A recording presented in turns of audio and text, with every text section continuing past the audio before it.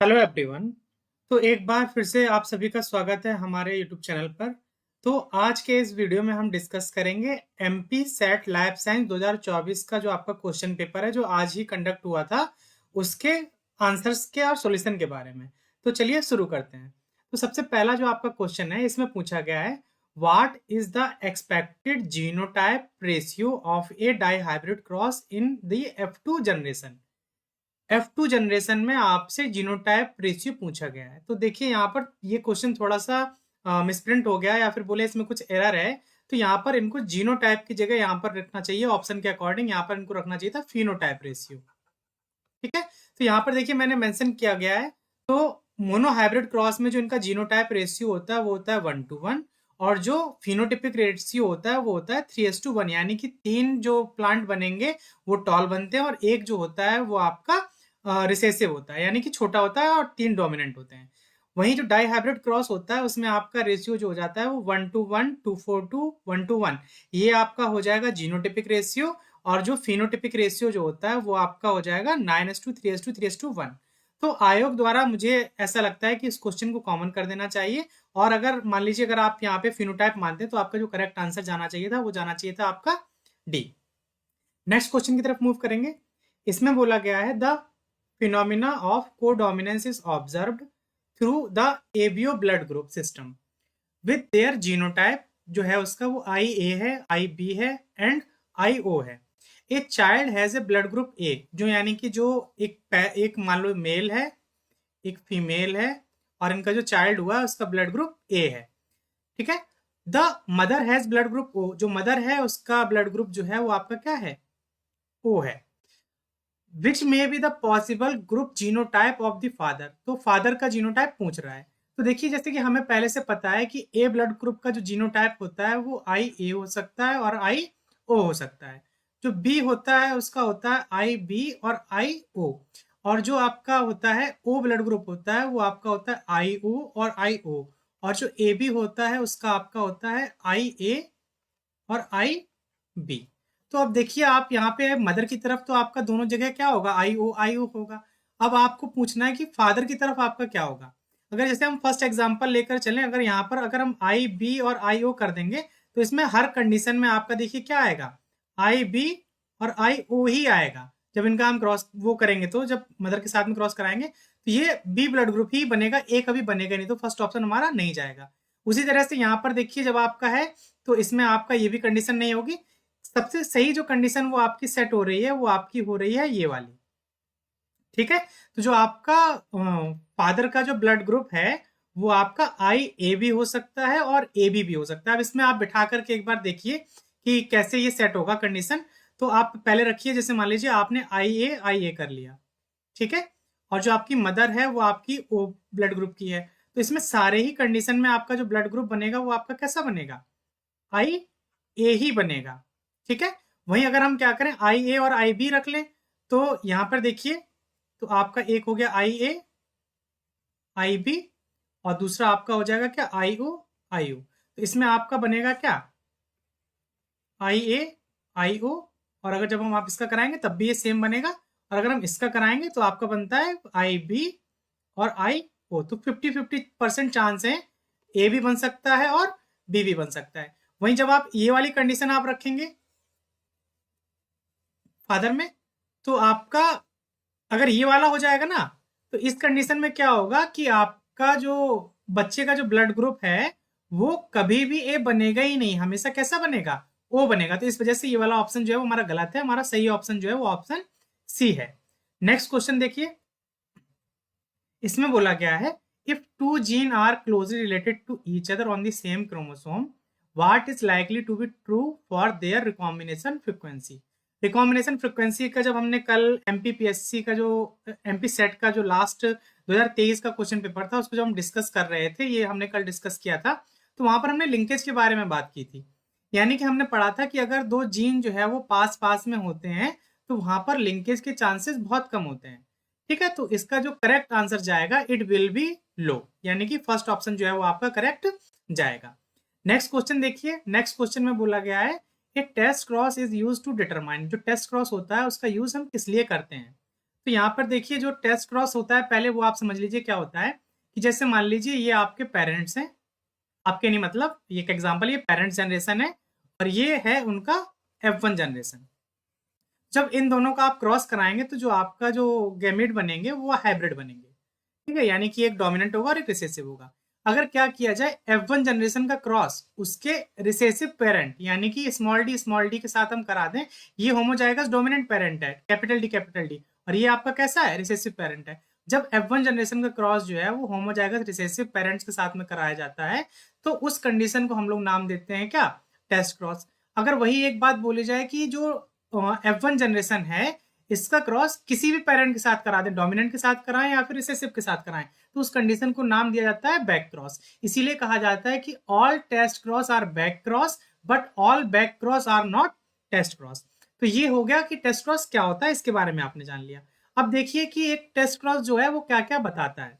तो a test cross is an experiment that determine an organism genotype. इसके द्वारा हम क्या करते हैं, जो जीनोटाइप का पता करते हैं और जेनेटिक मेकअप क्या है उसका, उसके बारे में हम जानकारी लेते हैं। तो a genotype and organism, an organism's genotype the combination of allele और form of gene it carries. ठीक है, जीनोटाइप हम बता सकते हैं कि किस तरह का है, हेट्रोजाइगस है या होमोजाइगस है, हम ये चीज पता कर सकते हैं। तो whether an organism is heterozygous और homozygous for a specific allele, ये हम पता कर सकते हैं।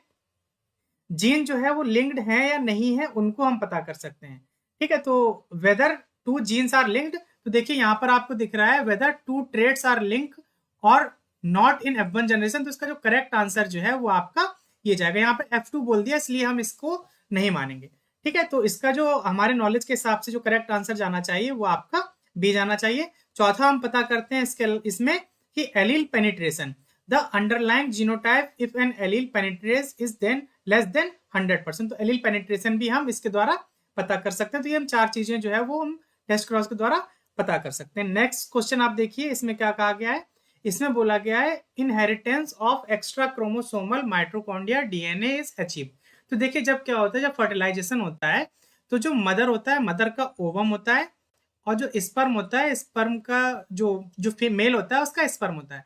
तो स्पर्म का केवल जो है वो न्यूक्लियस ही ओवम के अंदर एंटर करता है, बाकी का पूरा जो स्ट्रक्चर है वो बाहर की तरफ रह जाता है। यानी कि इस एग में केवल न्यूक्लियस एंटर करता है, बाकी कुछ भी नहीं एंटर करता है। यानी कि जो इसके बाद में जाइगोट बनेगा, जाइगोट के बाद में जो बेबी बनता है, तो बेबी के अंदर जो भी माइट्रोकॉन्ड्रिया होता है वो हमेशा मैटरनल होता है ना कि पैटर्नल होता है। तो इस तरह के इनहेरिटेंस को हम लोग मैटरनल इनहेरिटेंस नाम देते हैं। और यहाँ पे जैसे आप इमेज में देख पा रहे हैं, यहाँ जो चार जैसे बच्चे बने जिसमें आपके दो मेल हैं और दो फीमेल है, तो सब में आप माइट्रोकॉन्ड्रिया देख पा रहे हैं जो कहाँ से आ रही है, मदर से ही आ रही है। सबके माइट्रोकॉन्ड्रिया जो है वो आपको एक जैसे देखने को मिलेंगे, तो इसका आंसर जाएगा आपका मैटरनली। नेक्स्ट क्वेश्चन देखिए, नेक्स्ट क्वेश्चन में बोला गया है the F factor in A high frequency recombination HFR bacteria strain is which type. तो देखो HFR बनता कैसे है, तो देखो F+ सेल है ये, ठीक है, इसमें क्या होता है F प्लाज्मिड है ये क्रोमोसोम, जब F प्लाज्मिड जो है वो क्रोमोसोम के साथ इंटीग्रेट कर जाता है होमोलॉगस रिकॉम्बिनेशन के थ्रू, तो HFR सेल्स बनती है। तो किसमें रिकॉम्बिनेट किया, क्रोमोसोम में रिकॉम्बिनेट किया, तो ये इसका करेक्ट आंसर जाएगा integrated into the bacterial chromosome, यानी कि बी स्टेटमेंट जो है वो इसका करेक्ट है।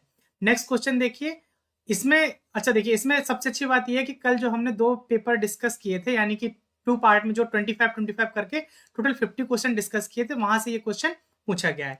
हमने जो कल डिस्कस किया था वो देखिए यहाँ पर आप देख पा रहे हैं, उस क्वेश्चन में पूछा गया था ट्राइसोमी 21 क्या होता है, लेकिन आपसे पूछ लिया गया है आज क्या, क्लाइनेफिल्टर सिंड्रोम, यानी कि XXY कंडीशन, यानी कि मेल में क्या होता है, एक X क्रोमोसोम एक्स्ट्रा आ जाता है और टोटल जो क्रोमोसोम का नंबर होता है वो कितना हो जाता है 47। तो क्लाइनेफिल्टर सिंड्रोम है वो आपका हो जाएगा 47XXY।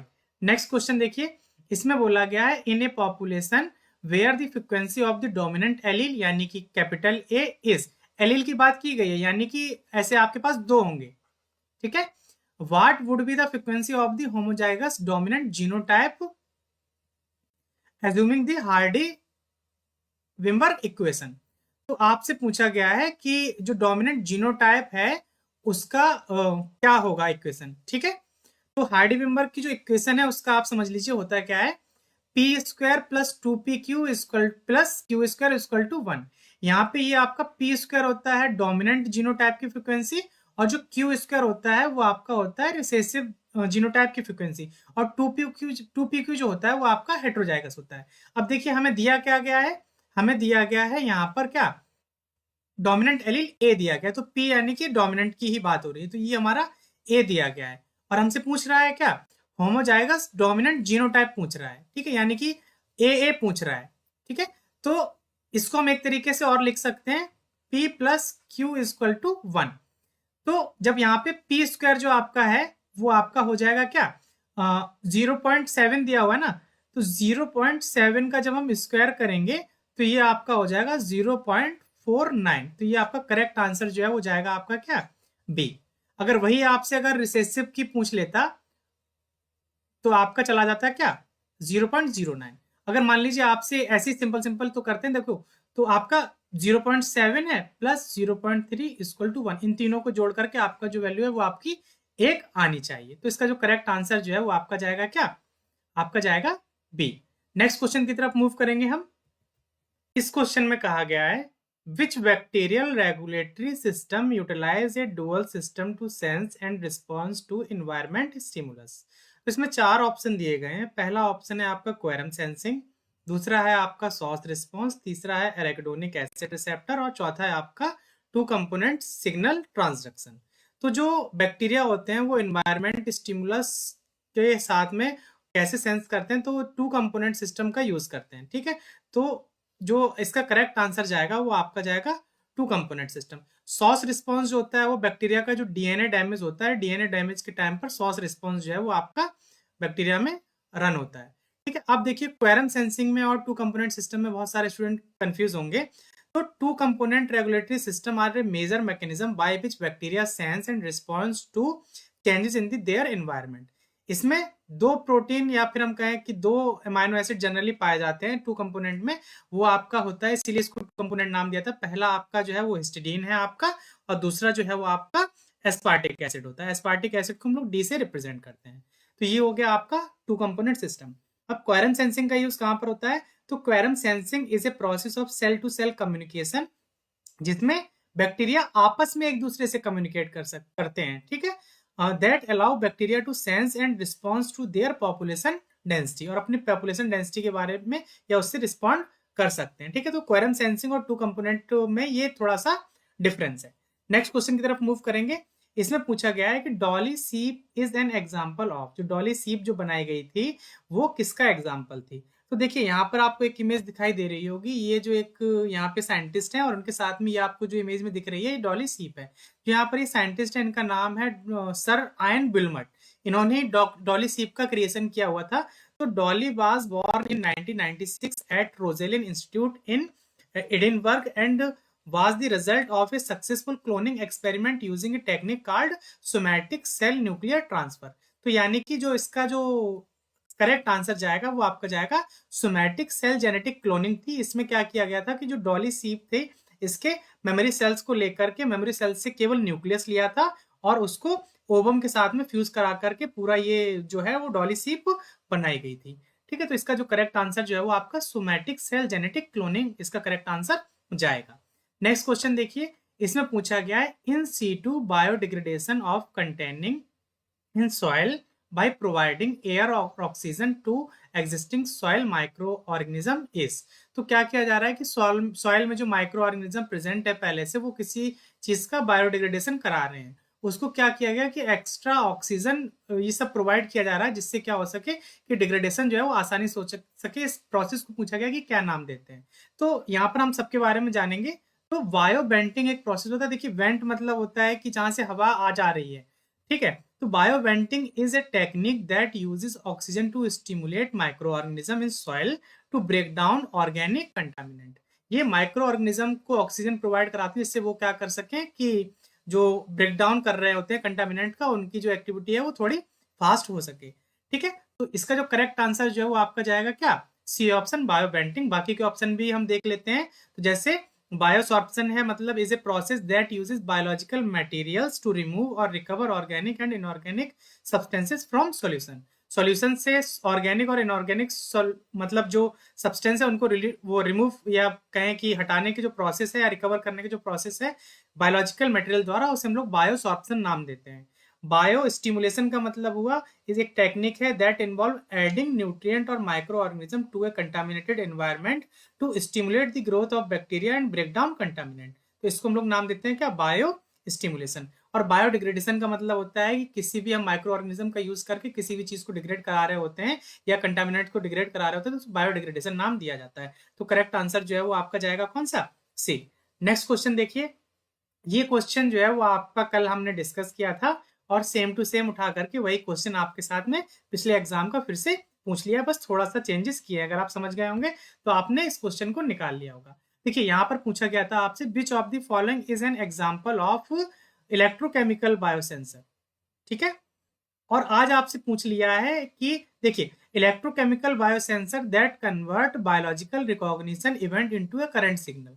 तो बायोसेंसर जो होते हैं वो हमेशा करंट सिग्नल में ही रिकॉग्नाइज किए जाते हैं। अभी इसके अगले क्वेश्चन में आपको देखने को मिलेगा। तो यहाँ पर देखिए पूछा गया है, the biosensor that measure the reaction to amylate with enzyme and generate electrons through a mediator और डायरेक्टली इज कॉल्ड। तो आपका इसको नाम देंगे क्या, एम्पीरोमेट्रिक बायोसेंसर। ठीक है, नेक्स्ट क्वेश्चन देखिए, इसमें आपसे पूछा गया है, given below is the diagram of the biosensor, identify the unnamed component. यहाँ पर आपको क्वेश्चन मार्क बना दिया, पूछ रहा है कि बताइए यहाँ पर क्या आएगा। तो सबसे पहले आपका बायोकेमिकल रिएक्शन है या फिर सिग्नल यहाँ से रिलीज होगा। उसके बाद में देखिए कुछ इस तरह से पाथ चलता है, बीच में आपका ट्रांसड्यूसर आएगा, फिर एम्पलीफायर आएगा, फिर प्रोसेसर आता है और लास्ट में आपका वो डिस्प्ले पर दिखाई देगा आपको। तो यहाँ पर जो आपका जो क्वेश्चन मार्क बना हुआ है वो आपका है क्या, ट्रांसड्यूसर। वहीं अगर हम दूसरी तरह से देखें तो यहाँ पर सबसे पहले आपका टारगेट एनालाइट होता है, बायो रिसेप्टर आता है, फिर ट्रांसड्यूसर आता है, फिर एम्पलीफायर, सिग्नल प्रोसेसर और उसके बाद में हम उसको रिकॉर्ड कर लेते हैं डिस्प्ले पर। नेक्स्ट क्वेश्चन की तरफ मूव करेंगे। यहाँ पर देखिए आपसे पूछा गया है कि जो रस्ट फंजाई यानी कि पक्सीनिया की बात की गई है, match the items of the column 1 and column 2 and mark the correct option. तो यहाँ पर पक्सीनिया की लाइफ साइकिल के अलग अलग स्टेजेस दे दिया गया है। जैसे इसमें टोटल 5 स्टेजेस होती हैं, स्टेज 0, स्टेज 1, 2, 3 एंड 4। तो उनका यहाँ पर कौन सी स्टेज को क्या नाम दिया जा रहा है, तो वो यहाँ पर मैचिंग में आपको मैच कराना है। तो ये यहाँ पर पक्सीनिया की लाइफ साइकिल हमने दिखाई है डायग्राम में। देखिए जो सबसे पहले स्पर्मेटिया होते हैं या स्पर्मेटियम होते हैं, इसको स्टेज 0 नाम दिया जाता है। ठीक है, स्पर्मेटोगोनाइट्स को स्टेज क्या नाम दिया जाएगा, 0। लेकिन यहाँ पर कहीं भी स्टेज 0 नहीं दी गई है। उसके बाद में आपका आता है एसियो स्पोर, ये आपका आता है स्टेज 1। तो एसियो स्पोर जो है वो आपकी कौन सी है, स्टेज 1, यानी कि फोर्थ का ए यानी कि 2 ऑप्शन आपके बचेंगे, ये दोनों आपने एलिमिनेट करा दिए। नेक्स्ट है आपका यूरिडिनो स्पोर, ये आपका स्टेज 2 आता है। तो यूरिडियो स्पोर या यूरिडिनो स्पोर नाम दे तो सेम है, तो ये आपका आ जाएगा क्या, स्टेज 2। तो आपका स्टेज 2 का बी ऑप्शन जाएगा, यानी कि दूसरे का बी जाएगा। आप देखिए आपका दोनों में है, तो ये आपका अभी भी क्वेश्चन अच्छा नहीं सॉल्व हो गया। देखिए फोर्थ में आपका ए था, अब बी आपका केवल एक ऑप्शन में मिल रहा है, बाकी सी ऑप्शन में आपको ये देखने को नहीं मिलेगा। अब देखिए नेक्स्ट है आपका टीलियो स्पोर, ये स्टेज 3 है। तो टीलियो स्पोर जो है वो आपका स्टेज 3 है, तो यानी कि ए का चला जाएगा सी। तो ए का सी जो है वो केवल एक ऑप्शन में, तो आपका करेक्ट आंसर जो है आपको जाने वाला है क्या, बी ऑप्शन जाएगा। नेक्स्ट क्वेश्चन की तरफ मूव करेंगे। इसमें आपसे पूछा गया है, which of the following statement about marker assisted selection is true, यानी कि MAS, शॉर्ट में इसको बोलते हैं MAS। कल जो हमने रात में आपके साथ में एक लेक्चर डिस्कस किया था, उसमें देखिए सेम यही क्वेश्चन दिया हुआ था, कुछ भी चेंज नहीं किया है। एग्जामिनर ने बस क्या किया, लास्ट ईयर का एक पेपर देखा और वहां से सेम क्वेश्चन उठाया, बिल्कुल भी चेंज करने की जहमत नहीं किया और सेम टू सेम उठा करके यहाँ पर छाप दिया है। तो इसका जो करेक्ट आंसर जो है वो आपका थर्ड जाने वाला है। जो मार्कर असिस्टेंट सिलेक्शन होता है, ये एक्सेलरेट करते हैं breeding process by direct manipulation and organisms DNA। तो इसका करेक्ट आंसर जो है वो आपका जाएगा सी।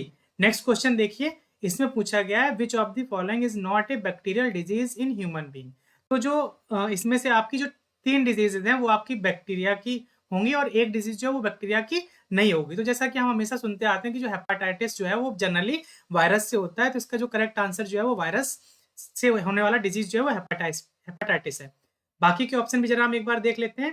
तो जो पहला है आपका बॉटुलिज्म, तो botulinum is a neurotoxin produced by bacteria clostridium botulinum. तो जो ये टॉक्सिन जो है, ये बैक्टीरिया जो है वो क्लॉस्ट्रिडियम बोटुलिनम ये कॉज कर रिलीज करता है और जिसकी वजह से एक डिजीज कॉज होती है जिसे हम लोग नाम देते हैं क्या, बॉटुलिज्म। नेक्स्ट है आपका निमोनिया। तो the most common type of pneumonia bacterial pneumonia is caused by bacteria like streptococcus pneumoniae and haemophilus influenzae type B. तो इसके द्वारा ये निमोनिया कॉज होता है। निमोनिया जो है वो कुछ वायरसेस भी कॉज करते हैं लेकिन बैक्टीरिया के द्वारा ये जनरली कॉज होता है। नेक्स्ट जो है वो आपका ट्यूबरक्लोसिस, ये बहुत कॉमन है। एमटीबी यानी कि माइक्रोबैक्टीरियम ट्यूबरक्लोसिस का जो बैक्टीरिया होता है उसके द्वारा ट्यूबरक्लोसिस कॉज होती है। और जो हेपाटाइटिस जो है वो 5 तरह की है, जैसे A B C and D, ये जो है वो आपका हेपाटाइटिस वायरस के थ्रू होती है। तो जो आपका नॉट ए बैक्टीरियल डिजीज पूछा गया था तो करेक्ट आंसर जो है वो आपका डी जाने वाला है।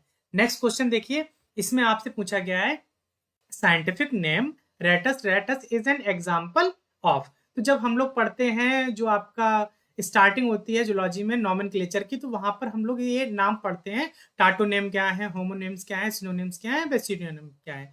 तो ये देखिए हम एक लिस्ट यहाँ पे बना दिया है ताकि अगली बार कहीं एग्जाम में आपसे पूछा जाए तो आप क्वेश्चन को सॉल्व कर पाए। होमोनेम मतलब जिनकी ध्वनि एक जैसी निकलती है, जैसे आप पढ़ेंगे जैसे पेयर और पियर, तो पेयर पियर तो सुनने में लगभग एक जैसा आता है। तो जिनका प्रोनाउंसिएशन लगभग एक जैसा होता है तो उन्हें हम लोग नाम देते हैं क्या, होमोनेम। टार्टोनेम होता है जिनमें क्या होता है, जीनस और स्पीसीज का नाम लगभग सेम होता है, जैसे कटला कटला, ये रोहू का, और मतलब कतला कतला हो गया, ठीक है, कजानस कजानस हो गया। तो ये आपके सारे टोटोनेम्स होते हैं। वैसे आपका यहाँ रेटस रेटस है तो ये आपका टोटोनेम का एग्जाम्पल है। बेसियोनेम्स मतलब the original name of a species, for example Pinus avis is the basionems of the Norway spruce and Picea avis, यानी कि उन किसी और जगह पर उसको किसी और नाम से जाना था लेकिन उसका ओरिजिनल नाम जो है वो पाइनस एविस था। तो इसको हम लोग बेसियो नाम्स कह रहे हैं, यानी कि बेस उसका क्या है, मतलब ओरिजिनली वो क्या है, उसको हम लोग नाम दे रहे हैं क्या, बेसियो नेम्स। सिनोनेम्स सब किसी ने सुना हुआ है कि पर्यायवाची को बोलते हैं, यानी कि एक से ज्यादा नाम जो है उसको हम लोग सिनोनाम देंगे। A name that has the same meaning as another name, उसे हम लोग नाम देंगे क्या, सिनोनिम्स। तो आपका करेक्ट आंसर जो है वो आपका जाएगा क्या, ऑटोनिम्स। नेक्स्ट क्वेश्चन देखिए, इसमें आपसे पूछा गया है in case of title of book and author, यानी कि एक केस में आपका दे दिया है कि बुक कौन है और दूसरे कॉलम में दिया हुआ है कि उनके ऑथर कौन है। तो देखिए यहाँ पर एक बुक है जिसका नाम है डाई नेचुरल लाइकेन फाइनल, क्या नाम है, PFANZEN फेमिनिज्म। तो इसका जो राइटर है वो आपके के प्रेंटल एंड ए एंगलर है। ये आपको अमेजोन पर बुक देखने को मिल जाएगी, ठीक है। तो जो आपका प्रेंटल और एंगलर वाला है तो बी का आपका चला जाएगा क्या, सेकंड। तो बी का सेकंड यानी कि आप देख पा रहे हैं बी का बी ऑप्शन। तो ये आपको केवल एक ऑप्शन में देखने को मिल रहा है, बाकी किसी भी ऑप्शन में नहीं है। तो आपका जो करेक्ट आंसर जाएगा वो आपका जाएगा सी। अब देखिए जेनरा प्लांटेरम जो है ये बुक जो है वो कैरोलस लिनियस ने लिखी थी, लेकिन क्या हुआ कि जो आपके बेंथम एंड हुकर हैं जब इन्होंने अपना काम जो है वो किया तो उन्होंने इसी बुक में पब्लिश किया था। इसके हिसाब से इसका जो करेक्ट आंसर जो है वो चला जाएगा क्या, फर्स्ट का ए। और जो आपका 3 जो है वो आपका चला जाएगा the families of flowering plant, वो आपका हचिंसन चला जाएगा। और प्लांट क्लासिफिकेशन जो है वो आपका चला जाएगा क्या, बेंसन। वैसे जो है वो बेंथम एंड हुकर ने प्लांट क्लासिफिकेशन भी किया था on the basis of seed. तो ये क्वेश्चन थोड़ा इनको और अच्छे से फ्रेम करना चाहिए था ताकि जो स्टूडेंट है उनको इतना कंफ्यूजन ना हो सकता है कि बाद में कुछ ऑब्जेक्शन वगैरह इस पे रेस किए जाएं। चलिए हम नेक्स्ट क्वेश्चन की तरफ मूव करेंगे। तो इसका करेक्ट आंसर जो है वो आपका सी जाएगा। नेक्स्ट क्वेश्चन की तरफ मूव करेंगे। इसमें पूछा गया है what is the theme of world migratory bird day 2024। तो जो आपका वर्ल्ड माइग्रेटरी डे 2024 को जो हुआ है, जो अक्टूबर महीने में होता है 12 अक्टूबर को, तो इसका जो थीम था इसका नाम है प्रोटेक्ट इंसेक्ट प्रोटेक्ट बर्ड। तो इसका जो करेक्ट आंसर जो है वो आपका जाएगा क्या, फर्स्ट ऑप्शन करेक्ट जाने वाला है।